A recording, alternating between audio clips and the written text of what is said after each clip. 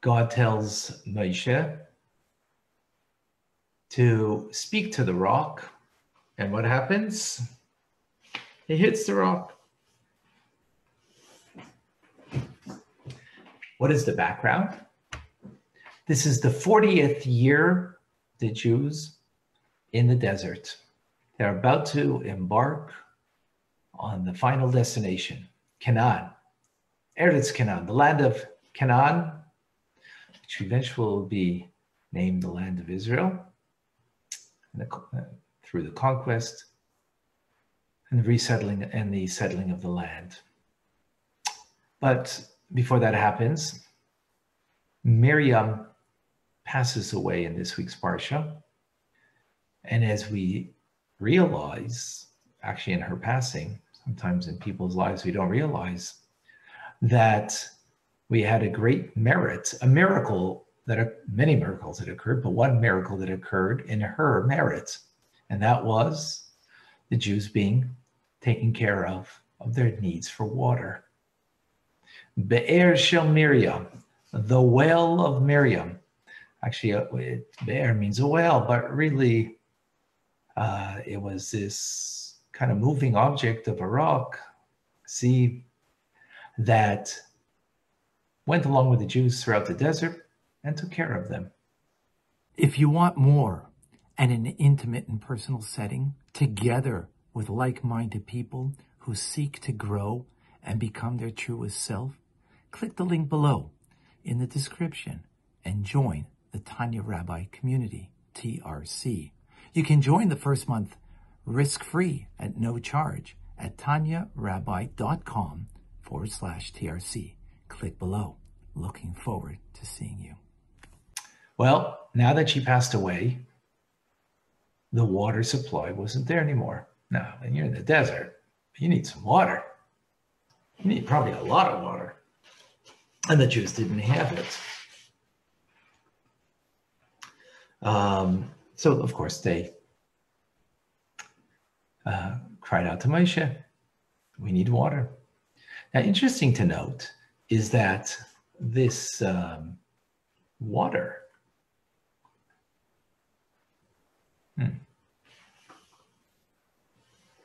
okay, this water, the Be'er shel Miriam, the wellspring, was a miracle that was already planned on the eve of the first Shabbos of God's creation of the world.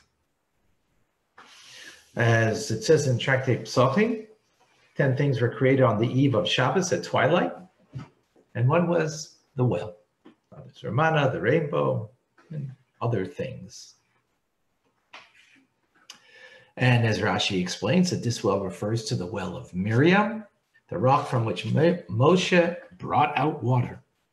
It was round, a sieve-like, and it went along with them wherever they went. So now that the Jews are complaining, so they go to Moshe Rabbeinu, asking him, complaining to him, their usual way. And he goes to God, what should I do? So God says, in this week's Parsha, and Moshe and Aaron went from the presence of the assembly unto the door of the tent of meeting and fell upon their faces, and the glory of God appeared unto them. And God spoke unto Moshe, saying, take the staff and assemble the congregation, you and your brother Aaron, and speak to the rock in the presence, so that it will give forth its water. You shall bring forth water for them from the rock, and give the congregation and their livestock to drink. So this is clearly the command on high, what needs to be done. And of course, what happens? Moshe hits the rock 2 times, and yes, water does come, and the Jews, their thirst is quenched, as the verse says, and Moshe took the rod from before God, and as he was commanded, Moshe and Aaron assembled the congregation in front of the rock, and he said to them, now listen, you rebels, can you draw water? Can we draw water for you from this rock? Moshe raised his hand and struck the rock with his staff twice, when an abundance of water gushed forth, and the congregation and their livestock drank. So what do we have here? An error that was made on Moshe's part, that even though in the end the Jews did get water to drink, but this was bittersweet.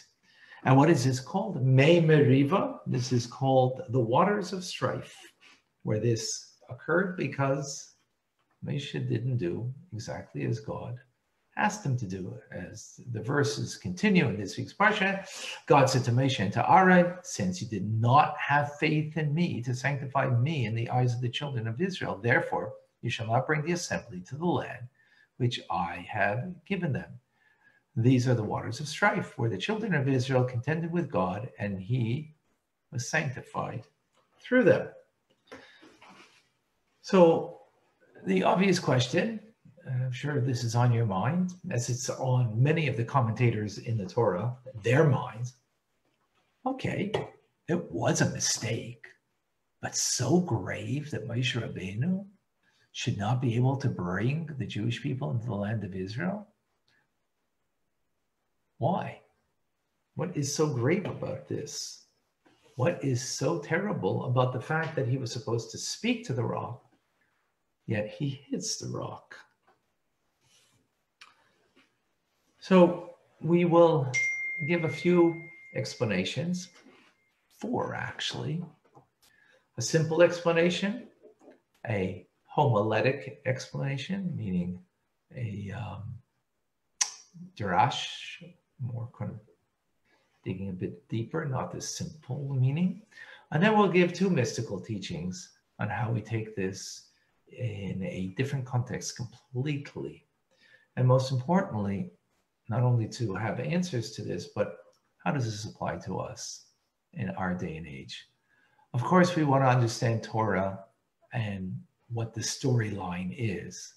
But more important than understanding merely the storyline is understanding how the Torah is a lesson and a guide in my life. It needs to be relevant to me. And that's where we want to make sure that we have some understanding. Now, with this, we need to appreciate, often, because when you read something, we're used to trying to understand something in its simplistic terms. And of course, the Torah doesn't go out of its simplistic terms. But yet at the same time, Torah is God's wisdom.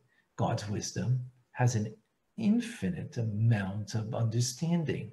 There's layers upon layers. As a matter of fact, our sages say, Yeshivim panim laTorah. The Medrash says there are 70 facets to the Torah. Now, that doesn't mean 70 simple explanations. Yeah, go ahead. Yeah, thank you. That doesn't mean 70 simple explanations. Actually, I'm sorry, it does mean that. 70 on the simple level, 70 on the midrashic homiletic level, 70 on the hinted, and 70 on the mystical. On every level, there's layers upon layers, angles upon angles to understand. Why? Because it's not just about understanding the truth of history. Because, the truth of history seemingly would only have one simplistic truth. Abraham Lincoln was assassinated. Simple, historic truth, period. So same thing you could say, Moses hit the rock. Simple, well, not so simple, because it's not about just an action that happened. It's about understanding why that action happened, why there's a punishment, what exactly that punishment is, specific to the crime, right? So, and ultimately, if we can bring them all together, then we really come and have a very fascinating understanding. So, let us begin with the simple understanding, and that is Moshe Rabbeinu is a righteous individual. Being a righteous individual, that means he is on a completely different he's on pedestal, shall we say, in the sense that what is expected from him is not what the average person is expected from the average individual. by way of metaphor. You know, when a child says something that is a little inappropriate, okay. But when the adult says the same thing, it's totally inappropriate because we expect more from the adult. So likewise, that's my metaphor, to understand, to explain that Moshe Rabbeinu, what was expected from him is something very different. You know, we're coming from Gimel Tammuz, and we're speaking a lot recently about the Rebbe and what a tzaddik is. A tzaddik is every single nuance about them is a reflection of the divine. And that's who Moshe, that's who Moses is, a complete mirror image of the divine. And here, although it's seemingly small and insignificant, from speaking to hitting the rock in the end, the water did sprout forth. A miracle did occur. The Jews were taken care of their needs. No, it didn't reflect to the precision of God's will. A righteous person is nothing but a mirror reflection of the will above, as the Rashbam explains. And therefore, he gets punished because expecting him to be perfectly in sync with the divine. It goes even a step further. If you recall, go back for a moment, what does God say to him? And God spoke to Moses saying, take the staff and assemble the congregation. He said, speak to the rock. But he said, take the staff. So he did, God say to take it. And there's even a precedent. 40 years earlier, Moshe also was told by God, when the Jewish people were thirsty, to bring them, the assembly, together. And there he said, hit the rock. There he said, hit the rock. Now, though, he didn't say hit the rock. So even though there was a precedent, and this is the nuance over here. On one hand, God tells him to take the staff. So obviously he thought that there's something that he has to do with that staff. On the other hand, he says clearly to speak to the rock. There's a precedent that he did 40 years earlier. God told him to hit it then, not to speak to it. Point being over here,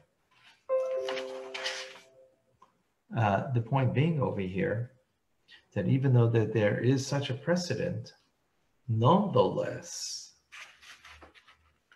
righteous individuals, again, being so in sync with the divine, a mirror reflection, God was not sanctified in the manner that he had asked to be sanctified, than merely speaking to the rock. Therefore, he's punished. Now, you can ask the question, according to the simple explanation, how, okay, get the, that he did something that on the level of a righteous person is grievous, but why that particular punishment of not being able to take the Jews into the land of Israel? With the simple explanation, we don't really get an understanding of that. And that's why not always do we have a full understanding in one explanation. We need other explanations. And sometimes with all of the layers of explanation, then we get a full picture of the divine wisdom, and then we can understand the storyline. So let us go a step further, okay, with another explanation. Another explanation based on the Medrash is that it was not about hitting the rock was the problem, rather than speaking to the rock. It was about how Moshe Rabbeinu dealt with the Jews, his conduct with the Jews in this particular time. What does he call them? He refers to them as Moirim.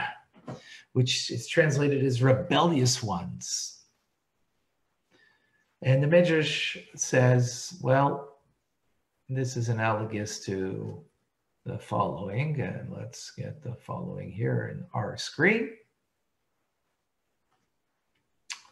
The Midrash says, to what was Moshe analogous? To a king who placed his son under the charge of a tutor and instructed him, do not call my son a Moira. What does a Moira mean? It is like the Greek word, one who shouts to a fool, moros. Moros being in Greek, the word for dull, slow, or stupid. In English, which is taken from this word, is moron, right? So don't call him that. Once it happened that the tutor called the boy Mora, the king said to him, with all my soul I ordered you, and said, do not call my son a Mora, and yet you call him a Mora. A wise man has no business with a fool. So it is written, and God spoke to Moshe and to Aaron and commanded them to the children of Israel. What did he command to them? He told them, do not call my children fools. Once they antagonized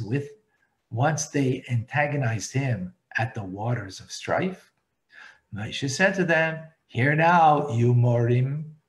God then said to him, with all of my being I commanded you and told you, do not call my children Morim.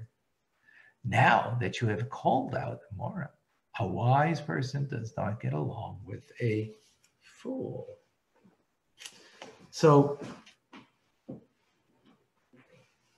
God tells an important thing to Moshe. Now,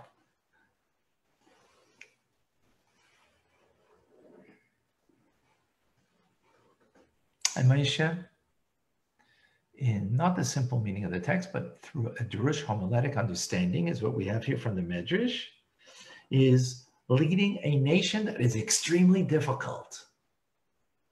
And yet, that frustration, because of their insubordinance, he needed to conduct himself with patience, with kindness. Don't call them that they're rebellious. Is it the truth? Yes. But yet, not the way to refer to them. So God says, as a result, you lack faith. In who? The Jewish people. Therefore, you're not fitting to lead them anymore. So this gives us now a deeper understanding of the particular punishment. Not fitting to lead because of how you've conducted yourself with these Jewish people. Yet we need to understand yet deeper. How do we understand that Moshe Rabbeinu would act in such a way? After all, it is Moshe Rabbeinu. How do we get a deeper understanding of what's going on over here? So now we have to go deeper into another layer. And that layer is based on Kabbalah, based on Hasidus, based on the Rebbe's teachings, which is taking the story from a non-literal to a abstract spiritual idea. And you might say, whoa, you know, how's that going to give us understanding over here? Please. Abstracted from the literal, even from the homiletic. You know, maybe to teach us a lesson, but why would we be doing that? It's because ultimately the Torah, where does it begin? Where is the root of the Torah? In divine wisdom. So it actually begins not as a narrative of, in this case, the Jews in the Midbar, in the desert for 40 years, is what we're learning in this book of Bamidbar, in the fourth book of Numbers. That's not where it began. It didn't begin with a story. It began with divine wisdom that actually preceded creation of the world. So the Torah really is something that is from on high, that evolved or devolved, and now became a narrative that we learn and a storyline that we try to understand. But if you really want to understand it, you can't merely understand it on the literal level or even on the homiletic level as it is evolves or devolves as a narrative in the Torah. But you have to understand it in its spiritual roots, the way it is, so to speak, above. I hope that idea is clear. Well, let's see what the Rebbe says. Let's see what the Rebbe says. Digging deeper. The Rebbe says as follows. As is well known, our sages have taught that the Torah preceded the world. As they put it, the Torah preceded the world by 2,000 years. Alav chachachma, alav chabina. 2,000, why? Chachma and bina, wisdom, understanding. The divine wisdom and understanding of the Torah. In other words, despite the fact that the scripture never departs from the literal interpretation, and the literal meaning of the Torah is the primary way it's learned in the physical world, still, the Torah preceded the world. Every single word of the Torah also possesses an esoteric spiritual meaning, which is how the Torah is learned in the upper spiritual worlds, which lie far beyond material matters. Obviously, this rule is not only true of the Torah's commandments, but also the stories of the Torah. Though every story in the Torah occurred literally as related in the Torah, in its every detail, nevertheless, in as much as the Torah preceded the world, it follows that the stories of the Torah also possess spiritual meaning appropriate to the form it takes in those supernal worlds. On the contrary, as suggested from the famous adage, the Torah speaks primarily of the upper worlds and alludes secondly to the lower world, meaning our world. Not only can the words of the Torah also be interpreted along the spiritual lines as the Torah exists in the upper worlds, but the reverse. The origin and the beginning of the Torah is in the upper world. It is from there that the Torah descended and devolved below into material form. Thus, the Torah is actually speaking in spiritual terms in the upper world, but when it comes down below into this world, it can be interpreted in a straightforward manner relative to the lower worlds. Fascinating idea. So, what do we have over here? So, what do we have over here now, if we're looking at it this way? So, it is all... You know, we've learned this idea before many times. You know, God creates the world, not 5,780 years ago, but constantly, something from nothing. Therefore, it's the word of God, as we just finished Shar Yichud B'Emunah today, that is animating. So God is constantly communicating in his creative force of everything. So in the creative force that he is communicating, bringing into existence everything in creation, and hence communicating as a result, that means everything in the physical world really reflects something that is far and above and beyond it. Ultimately, Chassidim would say that the physical world is nothing but a mashal, nothing but an analogy, a metaphor for the divine. And we've learned this often in the past, in Tanya in particular, that everything is just a metaphor for the divine. Well, so let's understand. So what does water represent? So water represents many different things in many different instances. Of course, water is life-giving. So what does it represent? Exactly what we're doing right now. What's life-giving? Torah. As the Alter Rebbe says in chapter 4 of Tanya, that the Torah is being compared to water. Just as water descends from on high, on the top of the mountain, when it comes down to the bottom of the mountain, same water didn't change, right? I mean, might have picked up a few things on the way, but the water is the same. Likewise, God's wisdom on high is his wisdom down here. It's the same wisdom. The difference is it's just been compacted, contracted, the infinite into some physical finite existence that we can have his divine wisdom integrated in the world that we can now understand it based on the Torah's teachings, of course. Okay. So that's what water represents. Torah, God's wisdom. Drawing water out of the rock represents the revelation of Torah from above to us. It's about, in other words, even though it's divine wisdom, we have to be able to extract it, to bring it in our lives, that it becomes meaningful, it becomes something that we can apply and learn from in our lives. So there's two ways to extract Torah wisdom. One is by straightforward, simple understanding through speech, communicating. Another is by force. What does that mean?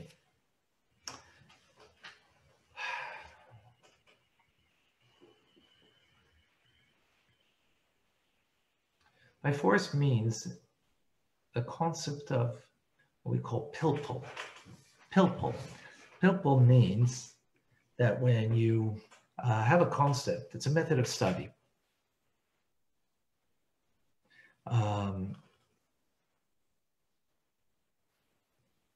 It's about those hidden elements in the Torah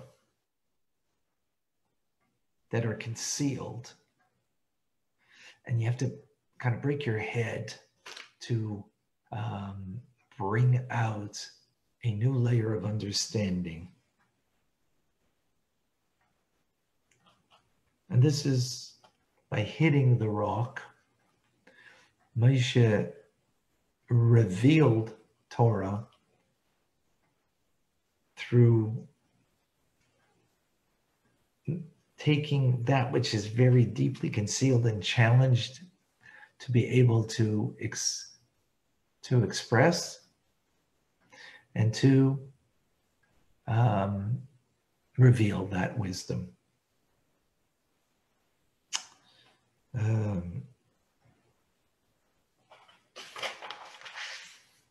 Let me explain that.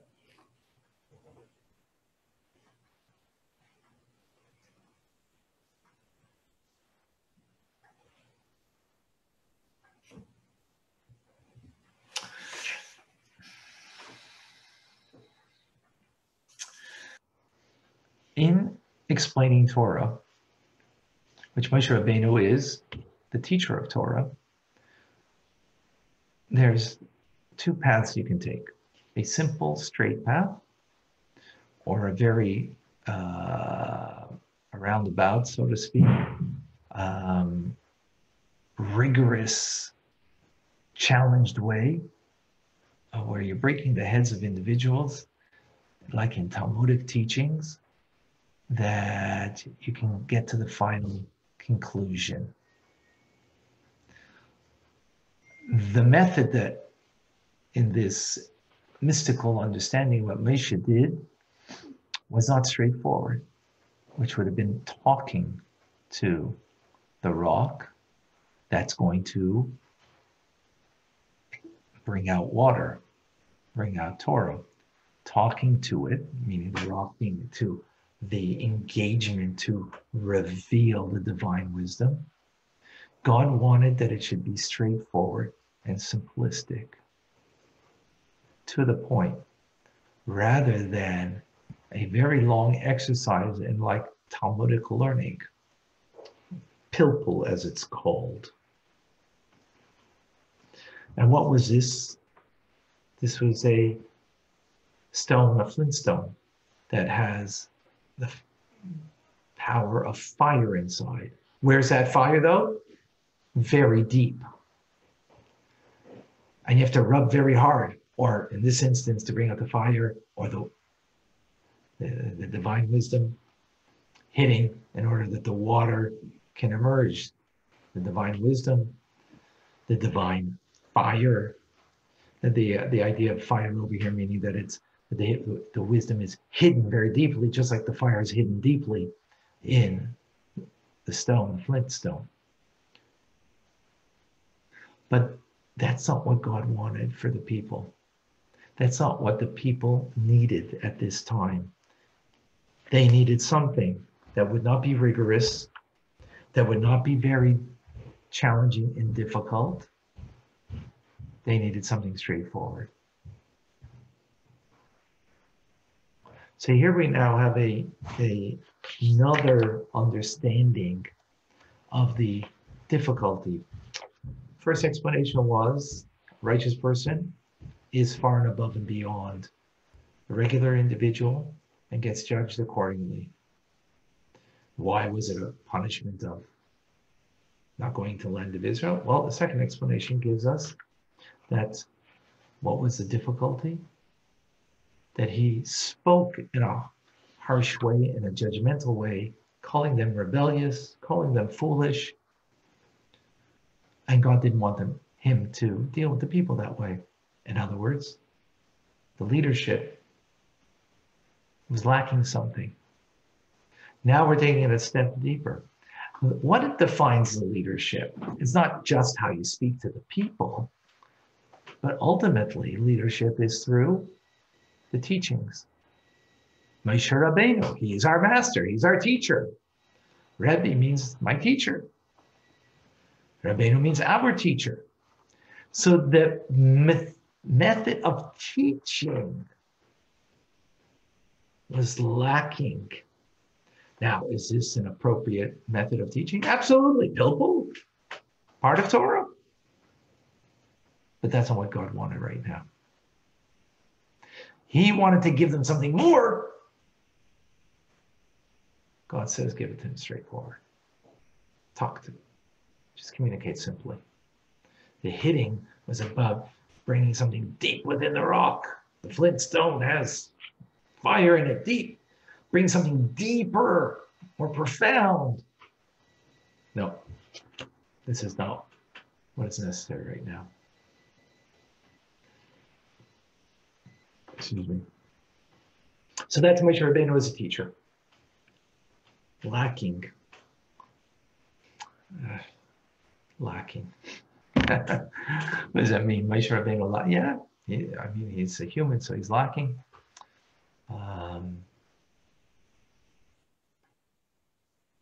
That's the third explanation. Let's go now to the fourth explanation. The fourth explanation, again, as we said, Torah really speaks about heavenly things, first and foremost. Then it descends down here and speaks about earthly things. So we need to understand it in the heavenly manner, and then we'll be able to appreciate the way it's in an earthly way. So we're going to continue with that. And therefore, in a heavenly manner, everything in creation is a metaphor for the divine. It's only teaching us something about the divine. So,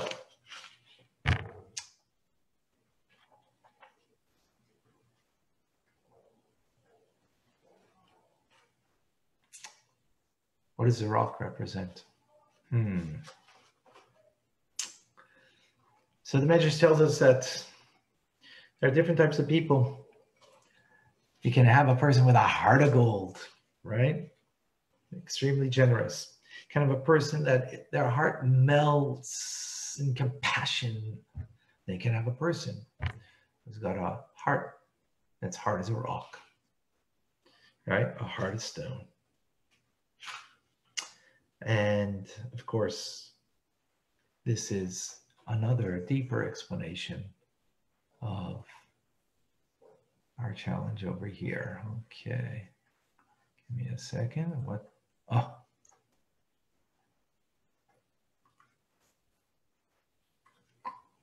Okay. This is an explanation based on Rabbi Shlomo Zevin, and he explains the following. Oh, there we go. Okay. There are all kinds of different types of hearts. The meaning of influencing a person are similarly varied. The way one might influence another with a soft heart or a broken heart is altogether different than the means of persuasion one might use for someone whose heart is harder.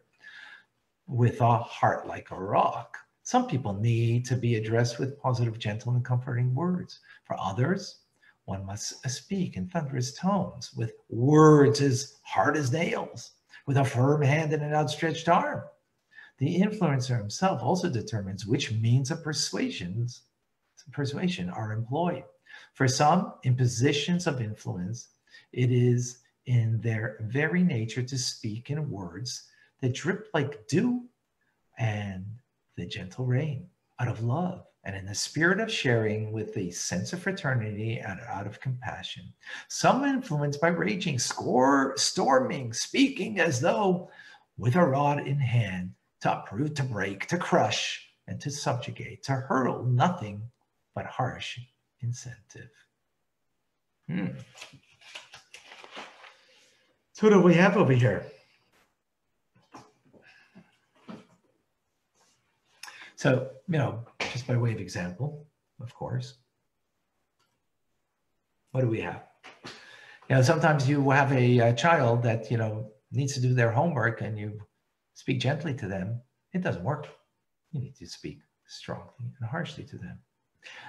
One of the things I do is I run a drug crisis center, about Lifeline. And sometimes with an addict, you need to be there for them with tough love. Absolutely. The football coach during halftime when their team is trailing by 2 touchdowns is going to speak very strongly in order to inspire his team. Just as the staff sergeant will deal with his troops before they go into battle to speak strongly to them. Sometimes we need to hit the rock. We need to hit the rock because sometimes the heart is stone and we need to do that. And the truth is, we have a precedent for that. Did not Moshe Rabbeinu hit the rock in the first year of the 40 years? He did. Because God himself said about the Jewish people, they're a stiff-necked people. So you need to deal with them in that manner. Sometimes that's what you have to do in order to move them along, to inspire them, to transform them. However, although that was the case in year 1, now, though, God says no. Now they're complaining. I want you to speak to the rock. Yeah, Jews are stiff-necked people. Yes, they are difficult. But I need you to speak to them. I need you to speak softly to them.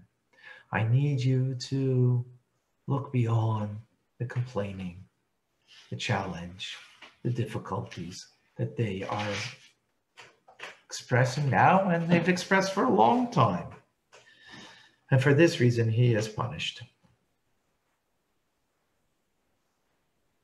Because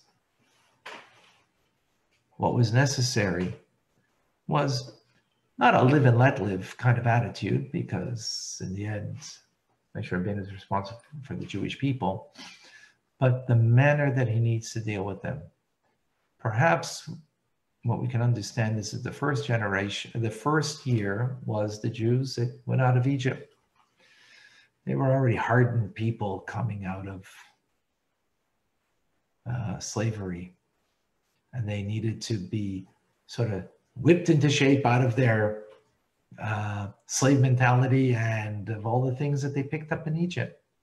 But now we're talking about the 40th year. They had all died out with the sin of the spies.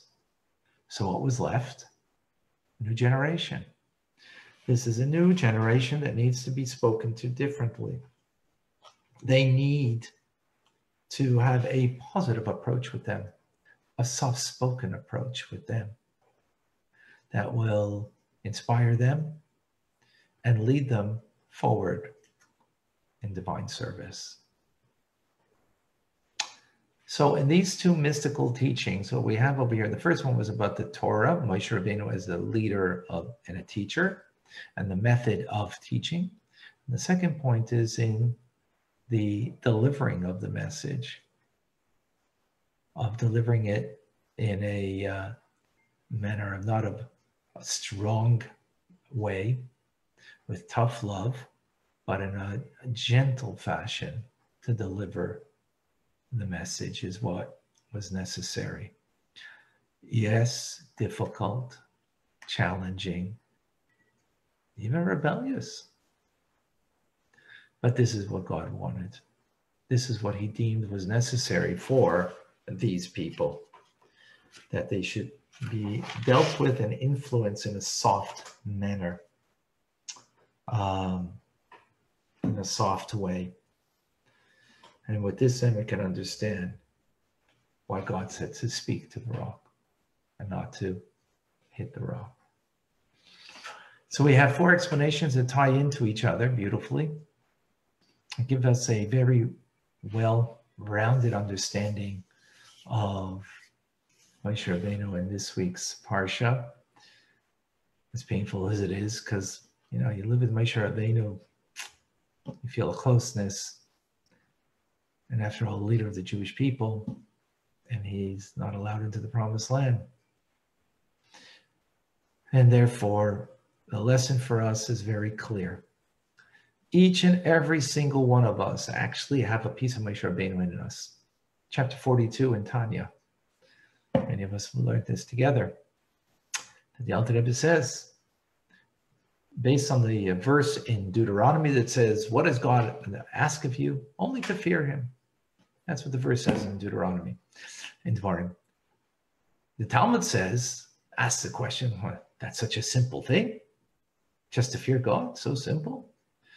What's the response in the Talmud? Yeah, for Moshe Rabbeinu, for Moses, it's simple. So the Alter Rebbe asks, what's going on over here? The question is about all the Jewish people, that it's not a simple thing for them. And when you give us an answer that for Moshe Rabbeinu, for Moses, it is simple, the fear of God? It's not about Moshe, it's about all of us. It's the Talmud talking about. The Alter Rebbe explains that we all have a piece of Moses, Moshe Rabbeinu in us. So we're all many Moshe Rabbeinus.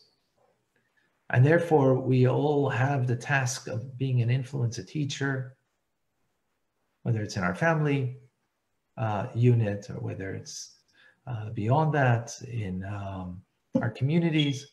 We all influence people. How do we need to do? What is the lesson from this? Yeah, there's at times that sometimes you have to strike. But that's not the lesson for today. And especially not for our generation. Our generation is a very weak generation. Back in the day, you could tell somebody the truth and they would kiss you for it. The hard truth, the harsh truth. They would kiss you for it because they were genuine and real and able to handle it. Today we're too soft. As the Rebbe says, we're the chocolate generation. We're the chocolate generation. We need to have everything soft and easy, and which means that when we are bringing out the Moses in me, the Moshe Rabbeinu in me, means when I'm dealing with others, I need to have that soft, gentle voice. Need to have that soft, gentle expression and that tone in order to influence and inspire others. And especially we're coming from Gimel Tammuz, that now the Rebbe isn't physically with us, but very much with us, and gave over to us the mandate to bring Mashiach. So we all have the capability and the opportunity to inspire others. We all have that capability. How do we have to do it? Speak in a gentle, soft manner, then others will be aroused and be inspired. Today it's really a challenge, because if you go onto social media, social media, because you're not like face to face with somebody, you can just type in something, and even though maybe your picture is there, but not really talking to the person. Not like as if you're in the same room talking, the same room, so you might think twice about how you say something. But on social media, people don't think twice because it's so impersonable. So that makes it even a greater challenge to use social media and make it personal, make it warm, make it connective. Share the word in a loving, beautiful way. Any questions, any comments?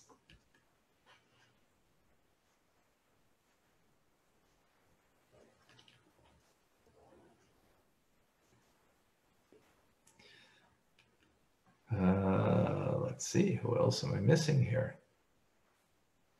I am terribly sorry about the Zoom today. Don't know what. Using a new laptop.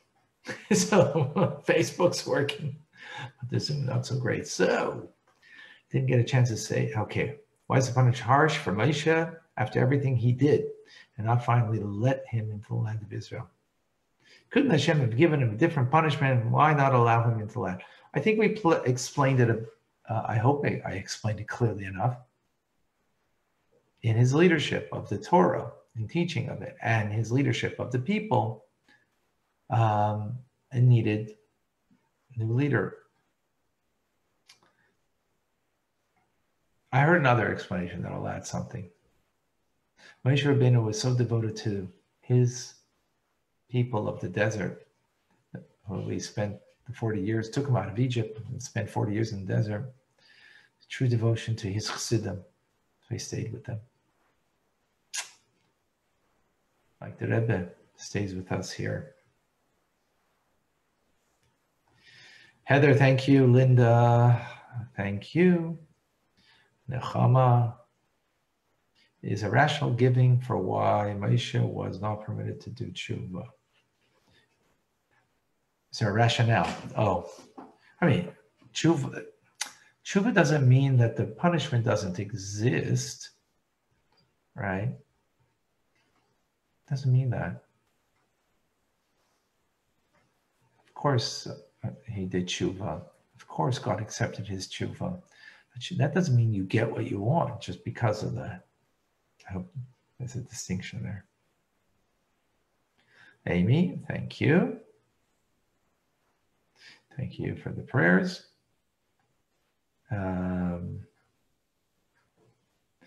Denise, I'll respond to that in a moment. Thank you for the question. Aryeh, Shavua Tov in Miami. Rena in Colorado. Joelle. Pamela in Northern Virginia. I'm sorry that the Zoom did not work. We'll get it working for next time. No sound. There was sound. Jake, Larry, Leanna, Danny, David, Elizabeth, Jason. Oh, all the Chabad people. Wonderful. All right, folks. This past Shabbos was our first Shabbos at Chabad Zichron Kadeshim. Many of you are online right now. You can even share, if you don't mind, on Facebook some of your thoughts, but it was amazing. Not a large crowd, but 30 people. Social distancing. Davening was beautiful. The Kiddush was, and the sharing at the Kiddush, but people's experience in reference to the Rebbe, Gimel Tammuz, was amazing. I was extremely inspired, personally. I thank all those for that inspiration. All right. Thank you, Jason. Thank you, Leanna.